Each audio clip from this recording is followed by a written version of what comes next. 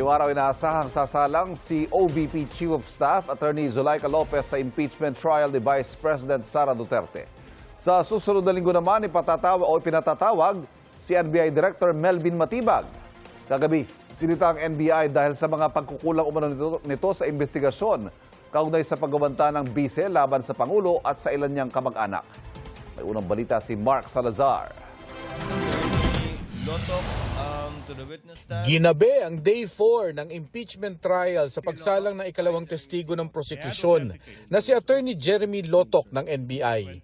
Sa cross-examination, binigyan diin ng depensa ang kakulangan ng NBI sa preliminary investigation nito laban kay Vice President Sara Duterte sa reklamong inciting to sedition at grave threat, dahilan para ibalik sa kanila ng DOJ ang reklamo para sa karagdagang case build-up. We didn't revise the affidavit of investigation. We just produced the affidavits. Hindi ho namin binago, Your Honor, yung affidavit namin.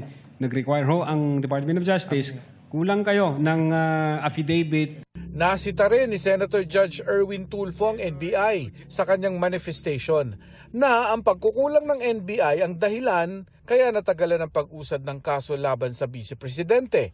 Sobrang tagal na sa DOJ ng kaso ninyo. There's something wrong with the case. Siguro po, next time, make sure na yung kaso isasampa ninyo is airtight.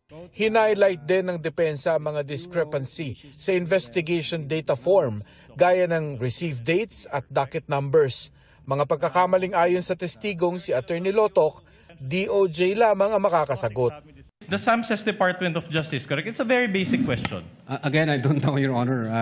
No, based on this document, Argumentative, Your Honor. the only question is, it says Department of Justice, correct? As I've said, Your Honor, hindi ho ako ang nag-file. May inutusan ho ako. Do you see it in the screen and do you Your see Honor, it in the hard copy? Counsel asked and answered, move on. That's Okay. the response of the witness. So, will you agree that considering that this was supposed to be received by the DOJ, it is only the DOJ that has the authority to change the date? Again, you asked the DOJ, sir. Wala ho akong idea. Marami pa raw uusisain ng depensa sa testigo pero tumayo na si Senator Judge Mig Zubiri para hilinging ipagpabukas na lamang ang cross-exam. We've been here for 6 hours, 2 to 8. May we request maybe counsel for the defense or the body that we just adjourned? Bago mag-adjourn, nag-issue ng subpoena ang presiding officer para kay NBI Director Melvin Matibag. Pinaharap siya sa July 20. Inaasahang sasalang sina Attorney Zulaika Lopez pagkatapos ng testimonya ni Attorney Lotoc. Ito ang unang balita. Mark Salazar, GMA News.